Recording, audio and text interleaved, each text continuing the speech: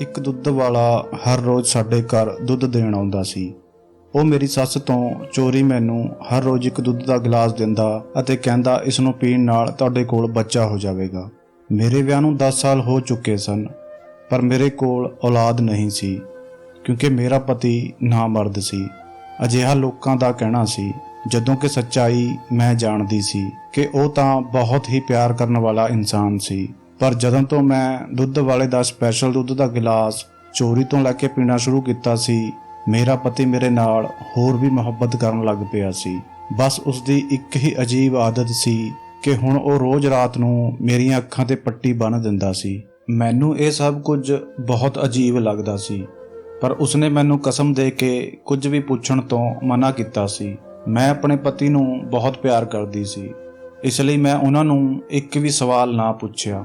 ਸਾਰਾ ਦਿਨ ਉਹ ਘਰ ਤੋਂ ਬਾਹਰ ਰਹਿੰਦੇ ਅਤੇ ਰਾਤ ਨੂੰ ਕਮਰੇ ਵਿੱਚ ਆਉਂਦੇ ਤਾਂ ਮੇਰੀਆਂ ਅੱਖਾਂ ਤੇ ਪੱਟੀ ਬੰਨ੍ਹ ਦਿੰਦੇ ਤਾਂ ਮੈਨੂੰ ਹੈਰਾਨੀ ਤਾਂ ਬਹੁਤ ਹੁੰਦੀ ਸੀ, ਪਰ ਮੈਂ ਚੁੱਪ ਰਹਿੰਦੀ ਕਿਉਂਕਿ ਮੇਰੇ ਪਤੀ ਨੇ ਮੈਨੂੰ ਕਸਮ ਦਿੱਤੀ ਹੋਈ ਸੀ ਅਤੇ ਮੈਂ ਆਪਣੇ ਪਤੀ ਦੀ ਗੱਲ ਨੂੰ ਟਾਲ ਨਹੀਂ ਸਕਦੀ ਸੀ।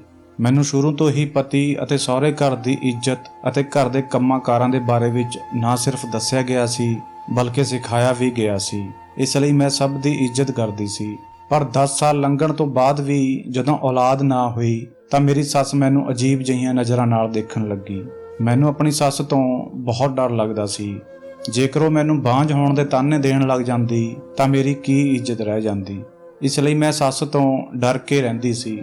ਪਰ ਜਦੋਂ ਤੋਂ ਉਹ ਦੁੱਧ ਵਾਲਾ ਸਾਡੇ ਘਰ ਦੁੱਧ ਪਾਉਣ ਲਈ ਆਉਣ ਲੱਗਿਆ ਸੀ ਤਾਂ ਉਹ ਹਮੇਸ਼ਾ ਮੈਨੂੰ ਪੁੱਛਦਾ ਕਿ ਤੈਨੂੰ ਬੱਚਾ ਕਿਉਂ ਨਹੀਂ ਹੋਇਆ, ਤਾਂ ਮੈਂ ਰੱਬ ਦੀ ਮਰਜ਼ੀ ਕਹਿ ਕੇ ਟਾਲ ਦਿੰਦੀ ਸੀ ਅਤੇ ਅਸਲ ਵਿੱਚ ਇਹ ਸਭ ਕੁਝ ਉਸ ਰੱਬ ਦੇ ਹੱਥ ਵਿੱਚ ਸੀ।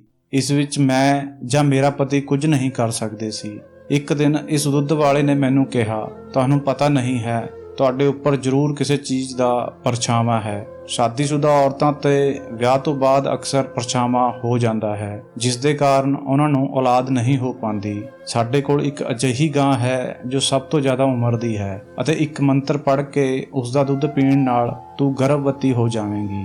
ਦੁੱਧ ਵਾਲੇ ਦੀਆਂ ਗੱਲਾਂ ਸੁਣ ਕੇ ਮੈਂ ਉਸਦੇ ਚਿਹਰੇ ਨੂੰ ਸ਼ੱਕ ਦੀ ਨਜ਼ਰ ਨਾਲ ਦੇਖਿਆ। ਉਹ ਕਿਹੋ ਜਿਹੀਆਂ ਅਜੀਬ ਗੱਲਾਂ ਕਰ ਰਿਹਾ ਸੀ। ਭਲਾ ਪੁਰਾਣੀ ਗਾਂ ਦਾ ਦੁੱਧ ਪੀਣ ਨਾਲ ਮੈਂ ਕਿਵੇਂ ਗਰਭਵਤੀ ਹੋ ਸਕਦੀ ਹਾਂ? ਮੈਨੂੰ ਉਸਦੀਆਂ ਗੱਲਾਂ ਤੇ ਬਿਲਕੁਲ ਵੀ ਯਕੀਨ ਨਹੀਂ ਆਇਆ ਸੀ। ਭਾਵੇਂ ਮੈਂ ਸਿਰਫ 5 ਜਮਾਤਾਂ ਪੜ੍ਹੀ ਹੋਈ ਸੀ, ਪਰ ਇਹਨਾਂ ਗੱਲਾਂ ਵਿੱਚ ਨਹੀਂ ਆਉਣ ਵਾਲੀ ਸੀ। ਤੂੰ ਕੀ ਮੈਨੂੰ ਪਾਗਲ ਸਮਝਿਆ ਹੋਇਆ ਹੈ ਜੋ ਮੈਂ ਤੇਰੀਆਂ ਗੱਲਾਂ ਤੇ ਯਕੀਨ ਕਰਾਂਗੀ? ਜੇਕਰ ਮੇਰੀ ਸੱਸ ਨੂੰ ਇਹਨਾਂ ਗੱਲਾਂ ਦਾ ਪਤਾ ਚੱਲ ਗਿਆ ਤਾਂ ਉਹ ਮੈਨੂੰ ਤਲਾਕ ਦਿਵਾਉਣ ਵਿੱਚ ਜਰਾ ਵੀ ਦੇਰ ਨਹੀਂ ਕਰੇਗੀ। ਉਹ ਤਾਂ ਪਹਿਲਾਂ ਹੀ ਮੈਨੂੰ ਇੰਨੀਆਂ ਬੁਰੀਆਂ ਨਜ਼ਰਾਂ ਨਾਲ ਘੂਰਦੀ ਹੈ ਜਿਵੇਂ ਬੱਚਾ ਪੈਦਾ ਕਰਨਾ ਮੇਰੇ ਹੱਥ ਵਿੱਚ ਹੋਵੇ। ਨਾ ਭਾਈ ਨਾ, ਮੈਂ ਇਹ ਸਭ ਕੁਝ ਕਦੇ ਨਹੀਂ ਕਰਾਂਗੀ।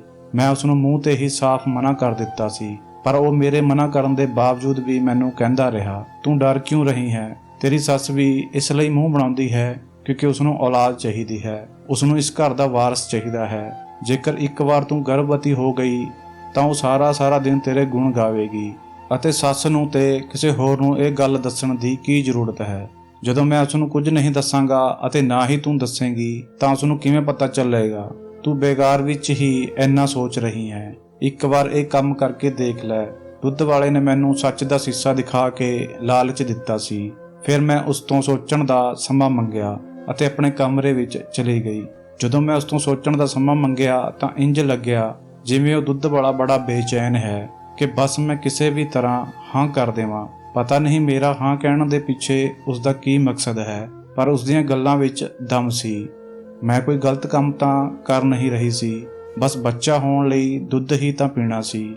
ਫਿਰ ਅਗਲੇ ਦਿਨ ਮੈਂ ਉਸ ਨੂੰ ਹਾਂ ਕਹਿ ਦਿੱਤੀ, ਜਿਸ ਨੂੰ ਸੁਣ ਕੇ ਉਸ ਦੇ ਚਿਹਰੇ ਤੇ ਇੱਕਦਮ ਅਜੀਬ ਜਿਹੀ ਮੁਸਕਰਾਹਟ ਆ ਗਈ, ਜਿਸ ਉੱਪਰ ਮੈਂ ਜ਼ਿਆਦਾ ਧਿਆਨ ਨਹੀਂ ਦਿੱਤਾ ਸੀ। ਬਸ ਮੈਂ ਮੰਨ ਗਈ ਸੀ ਕਿਉਂਕਿ ਮੈਨੂੰ ਵੀ ਔਲਾਦ ਚਾਹੀ ਸੀ। ਇਹਨਾਂ ਗੱਲਾਂ ਵਿੱਚ ਯਕੀਨ ਨਾ ਕਰਨ ਦੇ ਬਾਵਜੂਦ ਵੀ ਮੈਂ ਹਾਮੀ ਭਰ ਚੁੱਕੀ ਸੀ ਅਤੇ ਮੈਂ ਹੁਣ ਸਭ ਤੋਂ ਚੋਰੀ ਉਹ ਦੁੱਧ ਪੀਂਦੀ ਸੀ। ਜਿਵੇਂ ਹੀ ਦੁੱਧ ਵਾਲਾ ਦੁੱਧ ਦੇਣ ਆਉਂਦਾ ਤਾਂ ਅੱਗੇ ਪਿੱਛੇ ਦੇਖਦਾ। ਜਦੋਂ ਕੋਈ ਨਜ਼ਰ ਨਾ ਆਉਂਦਾ ਤਾਂ ਫਟਾਫਟ ਗਲਾਸ ਮੈਨੂੰ ਫੜਾ ਦਿੰਦਾ, ਜਿਸ ਨੂੰ ਮੈਂ ਇੱਕ ਹੀ ਸਾਹ ਵਿੱਚ ਪੀ ਜਾਂਦੀ ਸੀ। ਅਤੇ ਜਦੋਂ ਤੋਂ ਮੈਂ ਦੁੱਧ ਵਾਲੇ ਤੋਂ ਉਹ ਦੁੱਧ ਲੈ ਕੇ ਪੀਣਾ ਸ਼ੁਰੂ ਕੀਤਾ ਸੀ, ਮੈਨੂੰ ਆਪਣੇ ਆਪ ਵਿੱਚ ਇੱਕ ਅਜੀਬ ਜਿਹੀ ਤਾਕਤ ਮਹਿਸੂਸ ਹੋਣ ਲੱਗੀ ਸੀ। ਮੈਨੂੰ ਆਪਣੇ ਸਰੀਰ ਵਿੱਚ ਬਦਲਾਅ ਮਹਿਸੂਸ ਹੋ ਰਿਹਾ ਸੀ। ਹੁਣ ਮੈਨੂੰ ਇੰਜ ਲੱਗਦਾ ਸੀ ਜਿਵੇਂ ਮੇਰੀ ਸੱਸ ਮੇਰੇ ਤੇ ਨਜ਼ਰ ਰੱਖ ਰਹੀ ਹੋਵੇ।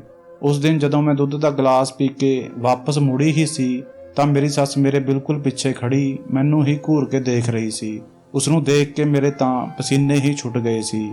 ਉਸਨੇ ਆਪਣੇ ਦੁਪੱਟੇ ਦੇ ਪੱਲੇ ਨਾਲ ਮੇਰੇ ਬੁੱਲਾਂ ਤੋਂ ਲੱਗਿਆ ਹੋਇਆ ਦੁੱਧ ਸਾਫ਼ ਕੀਤਾ ਅਤੇ ਕਹਿਣ ਲੱਗੀ, ਬਹੂ, ਜੇਕਰ ਦੁੱਧ ਇੰਨਾ ਹੀ ਪਸੰਦ ਹੈ ਤਾਂ ਅੰਦਰ ਜਾ ਕੇ ਗਲਾਸ ਵਿੱਚ ਪਾ ਕੇ ਪੀ ਲੈਂਦੀ।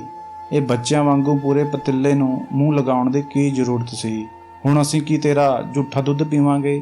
ਜੇਕਰ ਤੇਰੀ ਮਾਂ ਨੇ ਤੈਨੂੰ ਚੰਗੇ ਸੰਸਕਾਰ ਦਿੱਤੇ ਹੁੰਦੇ, ਇਹ ਸਭ ਕੁਝ ਦੇਖਣ ਨੂੰ ਨਾ ਮਿਲਦਾ। ਹੁਣ ਮੇਰਾ ਮੂੰਹ ਕੀ ਦੇਖ ਰਹੀ ਹੈ? ਜਾ ਕੇ ਦੁੱਧ ਨੂੰ ਗਰਮ ਕਰ।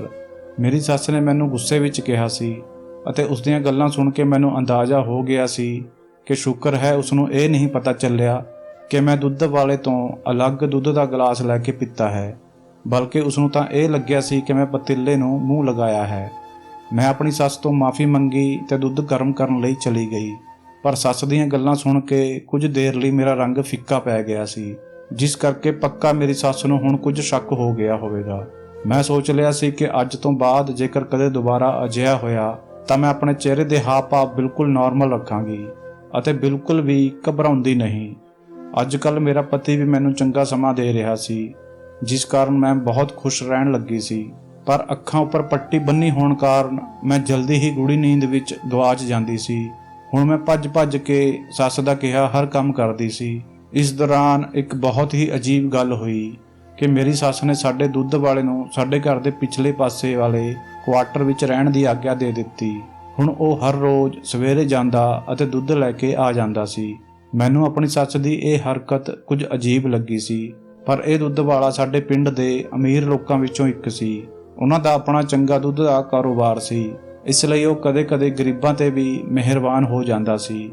ਮੈਂ ਜ਼ਿਆਦਾ ਦੇਰ ਤੱਕ ਇਸ ਗੱਲ ਦੇ ਬਾਰੇ ਵਿੱਚ ਨਹੀਂ ਸੋਚਿਆ, ਪਰ ਹੁਣ ਮੈਨੂੰ ਅਜਿਹਾ ਲੱਗਣ ਲੱਗਾ ਸੀ ਕਿ ਮੇਰੀ ਸੱਸ ਮੇਰੇ ਉੱਪਰ ਨਜ਼ਰ ਰੱਖ ਰਹੀ ਹੈ। ਮੈਂ ਜਿੱਥੇ ਵੀ ਜਾਂਦੀ ਮੇਰੀ ਸੱਸ ਪਤਾ ਨਹੀਂ ਕਿਵੇਂ ਉੱਥੇ ਹੀ ਪਹੁੰਚ ਜਾਂਦੀ ਸੀ ਅਤੇ ਹੁਣ ਮੇਰੀ ਸੱਸ ਵੱਲੋਂ ਦੁੱਧ ਵਾਲੇ ਨੂੰ ਇਸ ਤਰ੍ਹਾਂ ਘਰ ਵਿੱਚ ਰਹਿਣ ਦੀ ਆਗਿਆ ਦੇਣਾ, ਜਦੋਂ ਮੈਂ ਸਾਰੀਆਂ ਗੱਲਾਂ ਜੋੜਨ ਦੀ ਕੋਸ਼ਿਸ਼ ਕਰਦੀ ਤਾਂ ਮੇਰਾ ਸਿਰ ਦਰਦ ਸ਼ੁਰੂ ਹੋ ਜਾਂਦਾ। ਪਰ ਕੋਈ ਵੀ ਸੁਰਾਗ ਮੇਰੇ ਹੱਥ ਨਹੀਂ ਲੱਗ ਰਿਹਾ ਸੀ। ਮੈਨੂੰ ਅਜੀਬ ਜਿਹੀ ਬੇਚੈਨੀ ਹੋਣ ਲੱਗੀ ਤੇ ਦਿਲ ਵਿੱਚ ਅਜੀਬ ਖਿਆਲ ਆਉਣ ਲੱਗੇ ਸਨ। ਹੁਣ ਤਾਂ ਇੰਜ ਅਹਿਸਾਸ ਹੋਣ ਲੱਗਾ ਸੀ ਜਿਵੇਂ ਉਹ ਦੁੱਧ ਵਾਲਾ ਮੈਨੂੰ ਘੂਰ ਕੇ ਦੇਖਦਾ ਹੋਵੇ, ਪਰ ਮੈਂ ਇਹਨਾਂ ਸਾਰੀਆਂ ਗੱਲਾਂ ਨੂੰ ਆਪਣਾ ਵਹਿਮ ਸਮਝ ਰਹੀ ਸੀ। ਦੁੱਧ ਪੀਂਦੇ ਹੋਏ ਮੈਨੂੰ 1 ਮਹੀਨਾ ਹੋ ਚੁੱਕਿਆ ਸੀ। ਉਸ ਦਿਨ ਅਚਾਨਕ ਮੇਰੀ ਤਬੀਅਤ ਖਰਾਬ ਹੋ ਗਈ ਤੇ ਜੋ ਗੱਲ ਮੈਨੂੰ ਪਤਾ ਚੱਲੀ ਉਹ ਸੁਣ ਕੇ ਮੈਨੂੰ ਆਪਣੇ ਕੰਨਾਂ ਤੇ ਯਕੀਨ ਨਹੀਂ ਹੋ ਰਿਹਾ ਸੀ।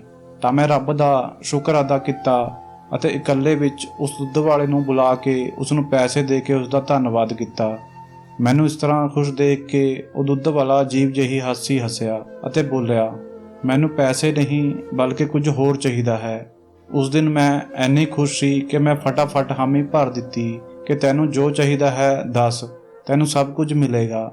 ਮੈਂ ਜਦੋਂ ਉਸ ਨੂੰ ਪੁੱਛਿਆ ਤਾਂ ਉਹ ਫੇਰ ਹੱਸਣ ਲੱਗਿਆ ਅਤੇ ਬੋਲਿਆ, ਦੇਖੋ, ਇਹ ਸਭ ਮੇਰੇ ਕਰਕੇ ਹੀ ਤਾਂ ਹੋਇਆ ਹੈ, ਇਸ ਲਈ ਮੈਂ ਕੀਮਤ ਵੀ ਚੰਗੀ ਵਸੂਲ ਕਰਾਂਗਾ, ਪਰ ਅਜੇ ਤੂੰ ਮੈਨੂੰ ਉਹ ਨਹੀਂ ਦੇ ਸਕਦੀ ਜੋ ਮੈਂ ਚਾਹੁੰਦਾ ਹਾਂ। ਇੰਤਜ਼ਾਰ ਕਰੋ, ਮੈਂ ਆਪ ਹੀ ਦੱਸ ਦੇਵਾਂਗਾ। ਅਤੇ ਹਾਂ, ਇੱਕ ਗੱਲ ਯਾਦ ਰੱਖੀ, ਜੋ ਦੁੱਧ ਮੈਂ ਰੋਜ਼ ਪੀਣ ਲਈ ਦਿੰਦਾ ਹਾਂ, ਹੁਣ ਵੀ ਤੂੰ ਉਸਨੂੰ ਰੋਜ਼ ਪੀਂਦੀ ਰਹੀਂ। ਜੇਕਰ ਨਹੀਂ ਪੀਵੇਂਗੀ ਤਾਂ ਆਪਣੇ ਬੱਚੇ ਤੋਂ ਹੱਥ ਧੋ ਬੈਠੇਂਗੀ। ਮੈਂ ਇਸ ਤੋਂ ਜ਼ਿਆਦਾ ਹੋਰ ਕੁਝ ਨਹੀਂ ਦੱਸ ਸਕਦਾ। ਉਹ ਉੱਥੋਂ ਚਲਾ ਗਿਆ, ਪਰ ਮੇਰੀ ਖੁਸ਼ੀ ਵਿੱਚ ਭੰਗ ਪੈ ਗਿਆ ਸੀ। ਹੁਣ ਤਾਂ ਮੈਂ ਭੁੱਲ ਕੇ ਵੀ ਉਹ ਦੁੱਧ ਪੀਣਾ ਨਹੀਂ ਛੱਡ ਸਕਦੀ ਸੀ, ਕਿਉਂਕਿ ਇੰਨੇ ਸਾਲਾਂ ਬਾਅਦ ਇਹ ਖੁਸ਼ੀ ਨਸੀਬ ਹੋਈ ਸੀ। ਮੇਰੀ ਸੱਸ ਤਾਂ ਸਭ ਨੂੰ ਮਿਠਾਈਆਂ ਵੰਡ ਰਹੀ ਸੀ। ਸਾਰੇ ਘਰ ਨੂੰ ਫੁੱਲਾਂ ਨਾਲ ਸਜਾਇਆ ਗਿਆ ਸੀ। ਪੂਰੇ ਪਿੰਡ ਨੂੰ ਰੋਟੀ ਕੀਤੀ ਗਈ ਸੀ। ਮੇਰੀ ਸੱਸ ਬਹੁਤ ਚੰਗੀ ਸੀ। ਮੈਨੂੰ ਇਹ ਸਭ ਕੁਝ ਦੇਖ ਕੇ ਰੋਣਾ ਆ ਗਿਆ ਸੀ। ਸ਼ਾਇਦ ਗਰਭਵਤੀ ਹੋਣ ਕਰਕੇ ਮੇਰੇ ਸਰੀਰ ਵਿੱਚ ਬਦਲਾਅ ਆਉਣ ਲੱਗੇ ਸਨ। ਇਸ ਕਰਕੇ ਮੈਂ ਕਦੇ ਰੋਣ ਲੱਗ ਜਾਂਦੀ, ਕਦੇ ਹੱਸਣ ਲੱਗ ਜਾਂਦੀ ਸੀ ਤਾਂ ਕਦੇ ਗੁੱਸਾ ਕਰਨ ਲੱਗ ਜਾਂਦੀ ਸੀ। ਇਸ ਦੌਰਾਨ ਮੇਰੀ ਸੱਸ ਮੇਰਾ ਬਹੁਤ ਖਿਆਲ ਰੱਖ ਰਹੀ ਸੀ। ਇੱਕਦਮ ਜਿਵੇਂ ਮੇਰੀ ਕਦਰ ਵੱਧ ਚੁੱਕੀ ਸੀ। ਉਸ ਦੁੱਧ ਵਾਲੇ ਨੇ ਬਿਲਕੁਲ ਠੀਕ ਕਿਹਾ ਸੀ ਕਿ ਸਭ ਸਹੀ ਹੋ ਜਾਵੇਗਾ ਅਤੇ ਸੱਚਮੁੱਚ ਸਭ ਕੁਝ ਠੀਕ ਹੋ ਗਿਆ ਸੀ। ਪਰ ਹੁਣ ਰੋਜ਼ ਮੈਨੂੰ ਦੁੱਧ ਦਾ ਗਲਾਸ ਦੇਣ ਵੇਲੇ ਦੁੱਧ ਵਾਲੇ ਦੀ ਕੋਈ ਨਾ ਕੋਈ ਸ਼ਰਤ ਹੁੰਦੀ ਸੀ। ਇੱਕ ਦਿਨ ਤਾਂ ਉਸਨੇ ਮੈਨੂੰ 1 ਘੰਟੇ ਤੱਕ ਆਪਣੇ ਪੈਰ ਦਬਾਉਣ ਲਈ ਕਹਿ ਦਿੱਤਾ ਸੀ। ਹੁਣ ਮੈਂ ਇਹ ਸਭ ਕੁਝ ਕਰਦੀ ਹੋਈ ਬਹੁਤ ਪਰੇਸ਼ਾਨ ਰਹਿਣ ਲੱਗੀ ਸੀ। ਜੇਕਰ ਮੇਰੀ ਸੱਸ ਜਾਂ ਮੇਰੇ ਪਤੀ ਨੂੰ ਇਹ ਸਭ ਕੁਝ ਪਤਾ ਚੱਲ ਜਾਂਦਾ ਤਾਂ ਮੇਰੀ ਕਿੰਨੀ ਬਦਨਾਮੀ ਹੋਣੀ ਸੀ। ਲੋਕਾਂ ਦੇ ਦਿਲ ਵਿੱਚ ਇਹ ਖਿਆਲ ਵੀ ਆ ਸਕਦਾ ਸੀ ਕਿ ਮੇਰਾ ਬੱਚਾ ਨਾਜਾਇਜ਼ ਹੈ। ਨਹੀਂ, ਮੈਂ ਇਹ ਸਭ ਨਹੀਂ ਹੋਣ ਦੇ ਸਕਦੀ ਸੀ। ਮੈਂ ਸੋਚ ਲਿਆ ਸੀ ਕਿ ਹੁਣ ਕੁਝ ਨਾ ਕੁਝ ਤਾਂ ਕਰਨਾ ਹੀ ਪਵੇਗਾ, ਨਹੀਂ ਤਾਂ ਮੈਂ ਬੁਰੀ ਤਰ੍ਹਾਂ ਫਸ ਸਕਦੀ ਸੀ। ਮੈਂ ਸੋਚ ਲਿਆ ਸੀ ਕਿ ਹੁਣ ਮੈਂ ਦੁੱਧ ਹੀ ਨਹੀਂ ਪੀਵਾਂਗੀ ਤਾਂ ਦੁੱਧ ਵਾਲਾ ਫਰਮਾਇਸ਼ਾਂ ਕਿਵੇਂ ਕਰੇਗਾ। ਅਗਲੇ ਦਿਨ ਮੈਂ ਦੁੱਧ ਵਾਲੇ ਨੂੰ ਦੁੱਧ ਪੀਣ ਤੋਂ ਮਨਾ ਕਰ ਦਿੱਤਾ ਤਾਂ ਦੁੱਧ ਵਾਲੇ ਦਾ ਰੰਗ ਉੱਡ ਗਿਆ ਅਤੇ ਉਹ ਪਰੇਸ਼ਾਨ ਹੋ ਗਿਆ ਤੇ ਬੋਲਿਆ, ਦੇਖ, ਜੇਕਰ ਇੱਕ ਸ਼ਰਤ ਨੂੰ ਨਾ ਮੰਨਣ ਕਰਕੇ ਤੂੰ ਇਹ ਸਭ ਕਰੇਂਗੀ ਤਾਂ ਨੁਕਸਾਨ ਤੇਰਾ ਹੀ ਹੋਵੇਗਾ। ਮੈਂ ਦੱਸ ਰਿਹਾ ਹਾਂ, ਹਾਲੇ ਤਾਂ ਮੈਂ ਸਿਰਫ ਆਪਣੇ ਕੱਪੜੇ ਧੋਣ ਲਈ ਕਿਹਾ ਹੈ, ਪਰ ਜੇਕਰ ਸ਼ਾਮ ਨੂੰ ਤੂੰ ਆਪ ਮੇਰੇ ਕੋਲ ਨਾ ਆਈ ਤਾਂ ਤੈਨੂੰ ਮੇਰੇ ਲਈ ਰੋਟੀ ਨਾ ਸਿਰਫ ਬਣਾਉਣੀ ਪਵੇਗੀ ਬਲਕਿ ਮੈਨੂੰ ਖਿਲਾਉਣੀ ਵੀ ਪਵੇਗੀ। ਉਸਨੇ ਤਾਂ ਮੈਨੂੰ ਸਿੱਧੀ ਧਮਕੀ ਵੀ ਦੇ ਦਿੱਤੀ ਸੀ, ਜਿਵੇਂ ਉਸਨੂੰ ਪੂਰਾ ਯਕੀਨ ਹੋਵੇ ਕਿ ਮੈਂ ਜ਼ਰੂਰ ਆਵਾਂਗੀ। ਲਾਨਤ ਹੈ ਤੇਰੇ ਤੇ ਅਤੇ ਤੇਰੀ ਸ਼ਰਤ ਤੇ, ਤੈਨੂੰ ਪੂਰਾ ਵੀ ਸ਼ਰਮ ਨਹੀਂ ਹੈ। ਮੈਂ ਇੱਕ ਵਿਆਹੁਤਾ ਔਰਤ ਹਾਂ ਅਤੇ ਹੁਣ ਤਾਂ ਗਰਭਵਤੀ ਵੀ ਹਾਂ। ਮੈਂ ਗੁੱਸੇ ਵਿੱਚ ਕਿਹਾ, ਤਾਂ ਕੀ ਹੋਇਆ? ਗਰਭਵਤੀ ਵੀ ਤਾਂ ਮੇਰੇ ਕਾਰਨ ਹੀ ਹੋਈ ਹੈ। ਜੇਕਰ ਮੈਂ ਉਸਦੀ ਕੁਝ ਕੀਮਤ ਵਸੂਲ ਕਰਨਾ ਚਾਹੁੰਦਾ ਹਾਂ ਤਾਂ ਇਸ ਵਿੱਚ ਇੰਨਾ ਪਰੇਸ਼ਾਨ ਕਿਉਂ ਹੋ ਰਹੀ ਹੈ? ਮੈਂ ਕਿਹੜਾ ਤੈਨੂੰ ਆਪਣੇ ਨਾਲ ਰਾਤ ਗੁਜ਼ਾਰਨ ਲਈ ਕਿਹਾ ਹੈ? ਮੈਂ ਚਾਹਾਂ ਤਾਂ ਕੁਝ ਵੀ ਕਰ ਸਕਦਾ ਹਾਂ, ਤਾਂ ਕਰ ਲੈ ਜੋ ਕਰਨਾ ਹੈ। ਮੈਂ ਨਹੀਂ ਪੀਵਾਂਗੀ ਉਹ ਦੁੱਧ, ਮੈਂ ਗੁੱਸੇ ਵਿੱਚ ਉਸਨੂੰ ਕਿਹਾ ਅਤੇ ਉੱਥੋਂ ਚਲੀ ਗਈ। 1 ਘੰਟੇ ਬਾਅਦ ਮੈਨੂੰ ਆਪਣੇ ਲੱਕ ਅਤੇ ਪੇਟ ਵਿੱਚ ਦਰਦ ਮਹਿਸੂਸ ਹੋਣ ਲੱਗਿਆ ਅਤੇ ਫਿਰ ਮੇਰੀ ਸੱਸ ਨੇ ਦਾਈ ਨੂੰ ਬੁਲਾਇਆ, ਪਰ ਕੋਈ ਆਰਾਮ ਨਹੀਂ ਹੋ ਰਿਹਾ ਸੀ। ਉਦੋਂ ਮੈਨੂੰ ਉਹ ਦੁੱਧ ਵਾਲਾ ਇੱਕ ਵਾਰ ਫੇਰ ਖਿੜਕੀ ਵਿੱਚ ਖੜਿਆ ਨਜ਼ਰ ਆਇਆ। ਮੈਂ ਸਭ ਨੂੰ ਕਮਰੇ ਵਿੱਚੋਂ ਬਾਹਰ ਭੇਜ ਦਿੱਤਾ ਅਤੇ ਉਸਨੇ ਮੈਨੂੰ ਜਲਦੀ ਨਾਲ ਉਹ ਦੁੱਧ ਦਾ ਗਲਾਸ ਦਿੱਤਾ, ਜਿਸ ਨੂੰ ਪੀਣ ਨਾਲ 10 ਮਿੰਟ ਬਾਅਦ ਹੀ ਮੈਂ ਠੀਕ ਹੋ ਗਈ ਸੀ। ਹੁਣ ਮੈਨੂੰ ਪਹਿਲਾਂ ਨਾਲੋਂ ਠੀਕ ਲੱਗ ਰਿਹਾ ਸੀ। ਮੈਂ ਦਵਾਈ ਵੀ ਖਾਧੀ ਸੀ। ਉਸ ਤੋਂ ਬਾਅਦ ਮੈਨੂੰ ਉਸਨੂੰ ਰੋਟੀ ਬਣਾ ਕੇ ਖਿਲਾਉਣੀ ਪਈ ਸੀ। ਮੇਰੀ ਸੱਸ ਨੇ ਮੈਨੂੰ ਰੋਟੀ ਬਣਾਉਣ ਤੋਂ ਮਨਾ ਵੀ ਕੀਤਾ ਸੀ, ਪਰ ਮੈਂ ਹੁਣ ਠੀਕ ਹਾਂ ਇਹ ਕਹਿ ਕੇ ਮੈਂ ਰੋਟੀ ਬਣਾ ਦਿੱਤੀ ਅਤੇ ਬਾਅਦ ਵਿੱਚ ਕੱਪੜੇ ਧੋ ਕੇ ਕੰਮ ਵਾਲੀ ਤੋਂ ਪ੍ਰੈਸ ਕਰਵਾ ਕੇ ਉਸਨੂੰ ਆਪ ਦੇਣ ਗਈ ਸੀ ਅਤੇ ਇਸ ਤੋਂ ਬਾਅਦ ਇਹ ਸਿਲਸਿਲਾ ਇਸੇ ਤਰ੍ਹਾਂ ਹੀ ਚੱਲਦਾ ਰਿਹਾ ਸੀ। ਮੈਨੂੰ 8ਵਾਂ ਮਹੀਨਾ ਲੱਗ ਗਿਆ ਸੀ। ਸਭ ਬੱਚੇ ਲਈ ਸਮਾਨ ਖਰੀਦਣ ਲੱਗੇ ਸਨ ਅਤੇ ਮੈਂ ਵੀ ਹੁਣ ਬਹੁਤ ਖੁਸ਼ ਸੀ।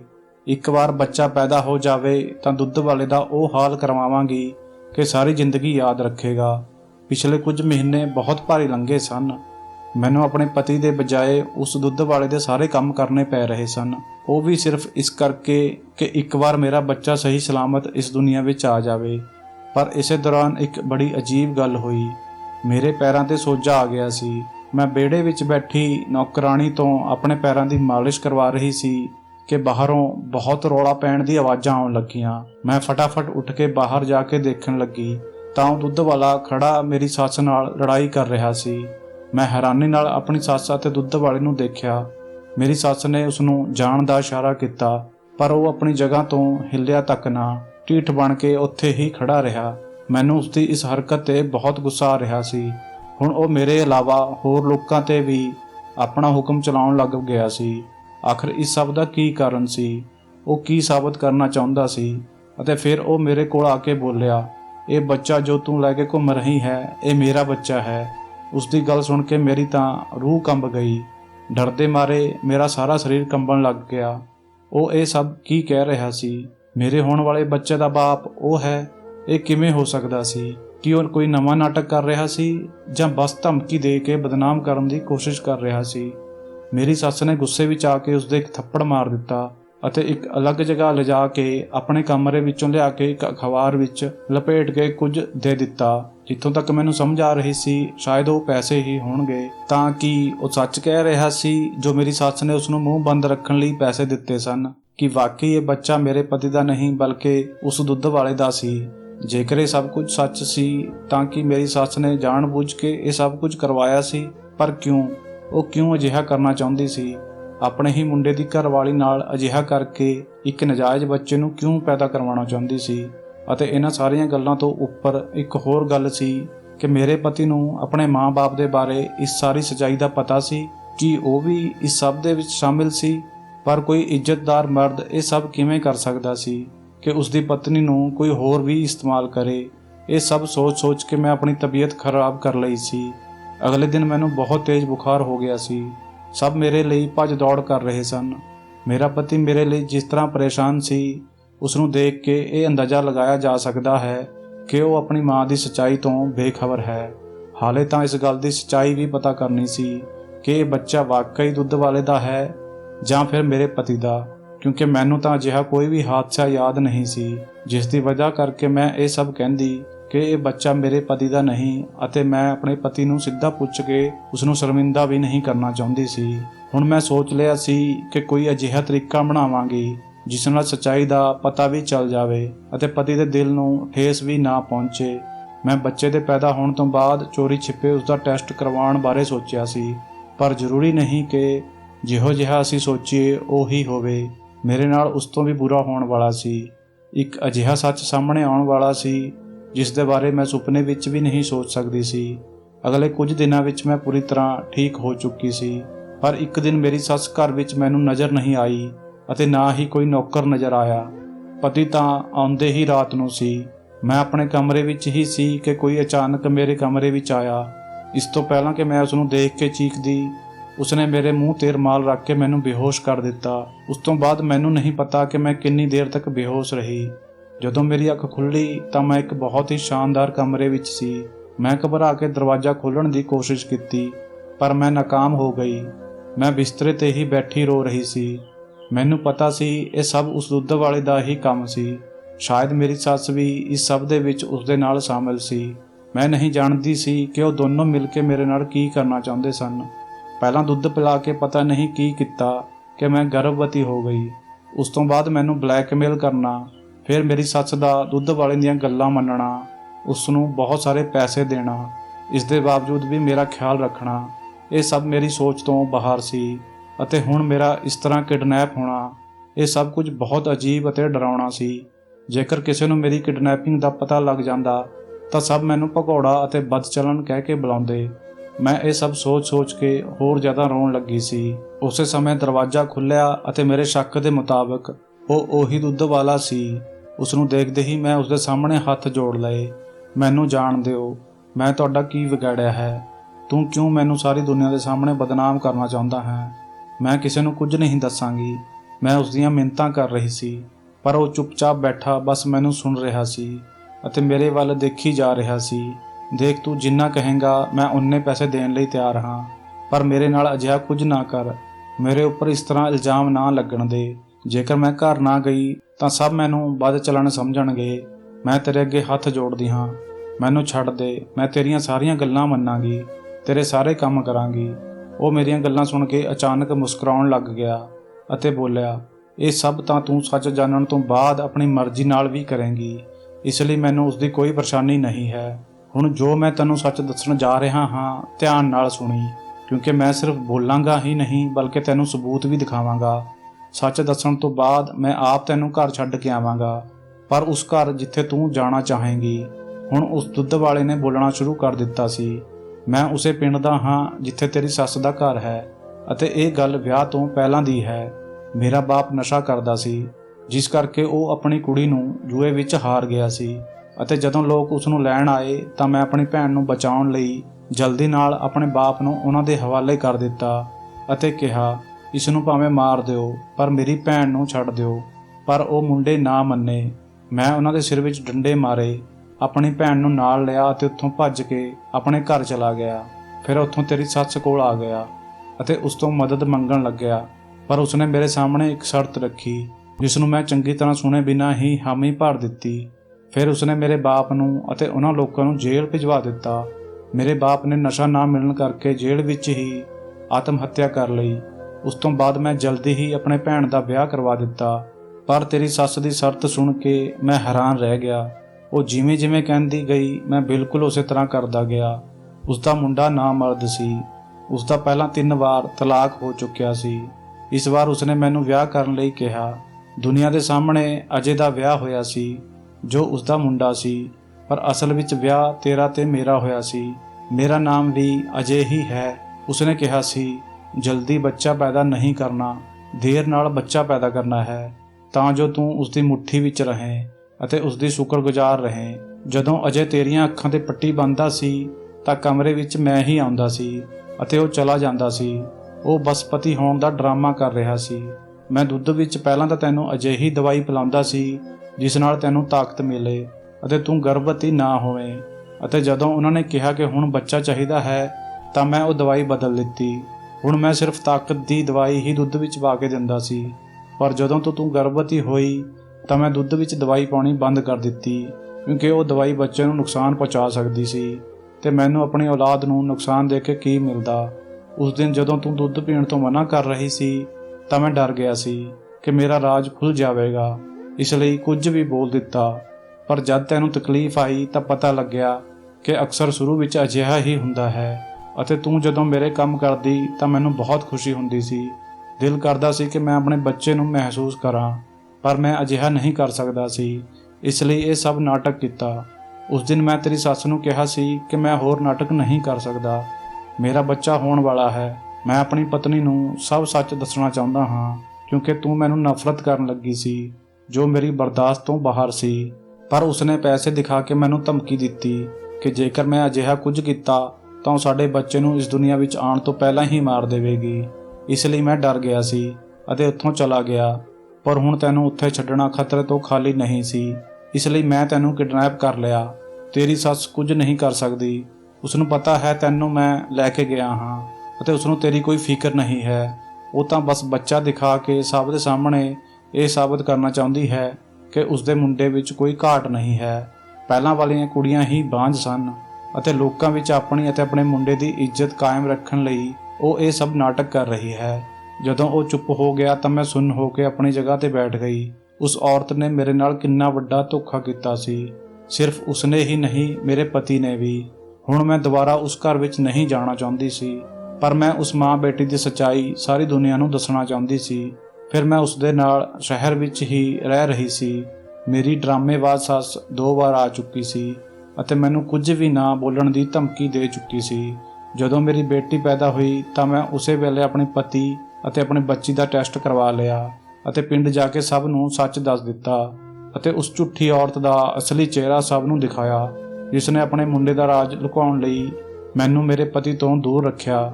ਅਤੇ ਜੇਕਰ ਉਸ ਦੌਰਾਨ ਕੁਝ ਗਲਤ ਹੋ ਜਾਂਦਾ ਤਾਂ ਮੈਂ ਕਦੇ ਆਪਣੇ ਆਪ ਨੂੰ ਮਾਫ ਨਾ ਕਰ ਪਾਉਂਦੀ। ਸਭ ਲੋਕਾਂ ਨੇ ਉਸ ਔਰਤ ਦੀ ਥੂ-ਥੂ ਕੀਤੀ ਅਤੇ ਉਸਦੇ ਮੁੰਡੇ ਨੂੰ ਵੀ ਬਹੁਤ ਬੁਰਾ ਭਲਾ ਕਿਹਾ। ਮਜਬੂਰ ਹੋ ਕੇ ਉਹਨਾਂ ਦੋਨਾਂ ਨੂੰ ਇਹ ਪਿੰਡ ਛੱਡ ਕੇ ਜਾਣਾ ਪਿਆ। ਹੁਣ ਮੈਂ ਅਤੇ ਮੇਰਾ ਪਤੀ ਆਪਣੇ ਘਰ ਵਿੱਚ ਰਹਿੰਦੇ ਹਾਂ। ਅਸੀਂ ਦੋਵੇਂ ਆਪਣੀ ਜ਼ਿੰਦਗੀ ਵਿੱਚ ਖੁਸ਼ ਹਾਂ। ਮੇਰੇ ਪਤੀ ਨੇ ਸਭ ਕੁਝ ਆਪਣੀ ਭੈਣ ਦੀ ਜਾਨ ਬਚਾਉਣ ਲਈ ਕੀਤਾ ਸੀ, ਇਸ ਲਈ ਮੈਂ ਉਸਨੂੰ ਮਾਫ ਕਰ ਦਿੱਤਾ ਸੀ। ਪਰ ਇਹ ਵੀ ਸ਼ੁਕਰ ਸੀ ਕਿ ਉਹ ਹਮੇਸ਼ਾ ਪਰਛਾਵੇਂ ਦੀ ਤਰ੍ਹਾਂ ਮੇਰੇ ਨਾਲ ਰਿਹਾ। ਤਾਂ ਦੋਸਤੋ, ਇਹ ਸੀ ਸਾਡੀ ਅੱਜ ਦੀ ਕਹਾਣੀ। ਕੀ ਕਹਿਣਾ ਹੈ ਤੁਹਾਡਾ ਇਸ ਕਹਾਣੀ ਦੇ ਬਾਰੇ ਵਿੱਚ ਕਮੈਂਟ ਕਰਕੇ ਸਾਨੂੰ ਜ਼ਰੂਰ ਦੱਸਿਓ। ਵੀਡੀਓ ਨੂੰ ਲਾਈਕ ਕਰ ਦਿਓ ਅਤੇ ਇਸੇ ਤਰ੍ਹਾਂ ਦੀਆਂ ਕਹਾਣੀਆਂ ਲਗਾਤਾਰ ਦੇਖਣ ਲਈ ਚੈਨਲ ਨੂੰ ਸਬਸਕ੍ਰਾਈਬ ਕਰਕੇ ਘੰਟੀ ਨੂੰ ਦਬਾ ਕੇ ਆਲ ਤੇ ਸੈੱਟ ਕਰ ਲਓ, ਤਾਂ ਜੋ ਆਉਣ ਵਾਲੀ ਵੀਡੀਓ ਦਾ ਨੋਟੀਫਿਕੇਸ਼ਨ ਤੁਹਾਡੇ ਕੋਲ ਤੁਰੰਤ ਪਹੁੰਚੇ। ਮੈਂ ਮਿਲਦਾ ਹਾਂ ਤੁਹਾਨੂੰ ਅਗਲੀ ਵੀਡੀਓ ਵਿੱਚ। ਤਦ ਤੱਕ ਲਈ ਧੰਨਵਾਦ।